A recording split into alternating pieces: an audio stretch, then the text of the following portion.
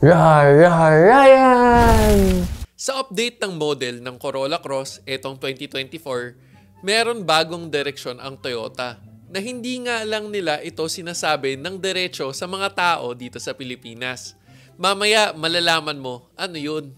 Gumawa ako ng 10 things na malamang hindi mo alam tungkol sa Corolla Cross noong 2023. Ito yung interesting facts ng Corolla Cross na hanggang ngayon applicable pa rin itong 2024. Pero syempre, may small updates lang kailangan gawin. By the way, sa mga bago pa lang dito sa channel ko, ito rin ang unang kotse na nagawan ko ng review video at dahil rin isa tayo sa unang adopters ng Toyota Hybrid, nakagawa rin tayo ng episode na bakit ka bibili ng Toyota Hybrid sa Pilipinas. Na sa episode na to, ginawa ko talaga para sa Pilipinas para mas makarelate ang mga kababayan natin. Pang Pilipinas talaga. In short, hindi generic, na pinakita ko yung actual computation kung sulit nga ba mag-Toyota Hybrid dito sa Pilipinas. Naghahanap ka ba ng magandang engine oil para sa kotse mo? Liqui-moly mo na yan! Tapos, Molygen, para the best, para sa longer engine life and lower fuel consumption. Sa technology na Molygen, sure na maximized ang engine performance and engine protection to the molecular level. Kaya para sa next change oil mo, Molygen ng Liqui-moly mo na yan.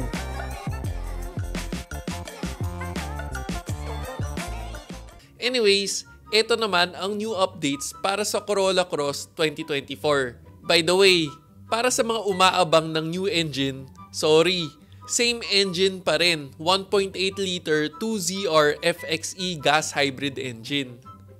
Ito ang 10 biggest updates para sa facelifted 2024 Corolla Cross. Number 1, all hybrid na ang lineup ng Corolla Cross. Dati kasi may gas-only variant pa para sa G, pero ngayon hybrid na rin ang G variant. Tapos ito, wala sa brochure at hindi rin sinasabi ng iba. Ang price difference ng dating G variant ay 186,000 lang. Ang dating Corolla Cross G ay nasa 1,312,000 tapos ngayon ay nasa 1,498,000. Kaya kung napanood mo yung video ko na bakit ka bibili ng Toyota Hybrid sa Pilipinas, pagdating sa competition, mas ginawa pang sulit to ng Toyota Philippines. Number 2, lahat naka-electronic parking brake. Dati, naka-pedal type na parking brake pa ang mga Corolla Cross. Ito yung tinatawag ng iba na foot brake kasi imbes na hand ang gagamitin, tulad ng usual na parking brake, paa ang gagamitin. Kaya foot brake. Pero sa mas technical term, pedal type.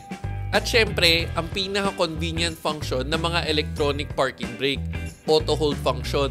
Ito yung kapag umapak ka ng brake at nag-full stop, mag-automatic engage ang EPB. Laking ginhawa nito, lalo na sa traffic. Number 3, infotainment display, na dati naka 7-inch display audio ang mga Corolla Cross. Ngayon, naka 10-inch display na. Tapos, very customizable. Kaya for sure, masaya ka kung makalikot ka. Madaming pwedeng madiscover na functions dito. Number 4, connectivity. Sabi nila, makaluma daw ang Toyota. Pero kanina, sa infotainment, madaming advancement pagdating sa connectivity. Wireless Apple CarPlay at Android Auto. May Wi-Fi pa nga. Tapos, hindi lang yun, future ready na rin kasi pati yung mga USB ports niya may Type-C na. Pero syempre, may Type-A pa rin. Number 5, at speaking ng wireless, lahat sila may wireless charger na. Warning, huwag maglalagay ng kahit anong metal dyan except cellphone na may wireless charging capability. Kagulong mo, men! Speaking of gulong, eto, fun fact. Hashtag, alam mo ba na isa sa comfort factor ng sasakyan mo ay ang gulong? Ito ang Kinto Tires, Japanese technology, made in Thailand. Ito ang tires for driving comfort. Maporma pa. Number 6, LED interior lights. Actually, hindi lang yung lights lang mismo. At ito, feeling ko, dito lang din sa channel kung unang masasabi, updated rin ang frame or housing ng switches ng interior lights. All LED na, new frame pa. Dati, switches lang yan. Ngayon, buttons na. Sabay umiilaw ang front at rear. kapag ginamit mo yung function ng door at ng on. Eto, Real Ryan smart tip pala. Gamitin mo yung function ng door para bago ka bumaba, automatic na mag-on yung ilaw para wala kang makalimutan. O kaya kapag papasok ka naman, mag-on na rin siya. Hindi ka mabubulaga kung may tao sa loob. Since napag-usapan na rin naman na natin ang LED lights, number 7, lahat ng Corolla Cross naka-LED lights na rin. Dati ang G naka-halogen, ngayon LED na. Ang V at GRS, new design plus sequential lights na according sa kaibigan natin na si Ju from Soju Cars, looking expensive car. Ganda nga naman kasi ng update na to. Hashtag, alam mo ba na may battery palang Hitachi na ang pangalan na ngayon ay Toflong Battery? Tapos, ang slogan ng Toflong ay the heart of the vehicle. Kaya dapat, literal na tough na at long-lasting ang battery nila. Mga Japanese talaga, masyadong literal. At ito rin ay ginagamit na OEM battery ng mga Japanese car brands. JDM, number 1. Number 8, aircon plus rear duct. Lahat ng Corolla Cross variants ngayon may dual mode aircon na with auto climate. By the way, hashtag, alam mo ba, auto climate feature nga pala ang isa sa pinaka-favorite functions ko sa sasakyan.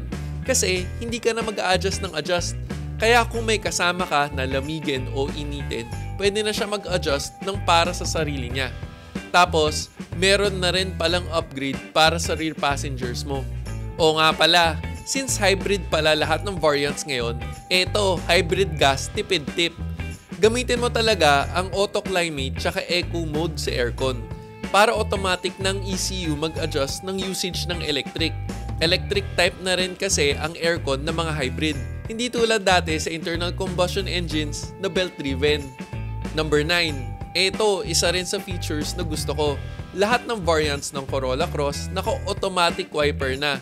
Rain sensing pa. Kaya kapag umulan, automatic nagagana ang wiper at bumibilis rin ang pag-wipe. Parang magic.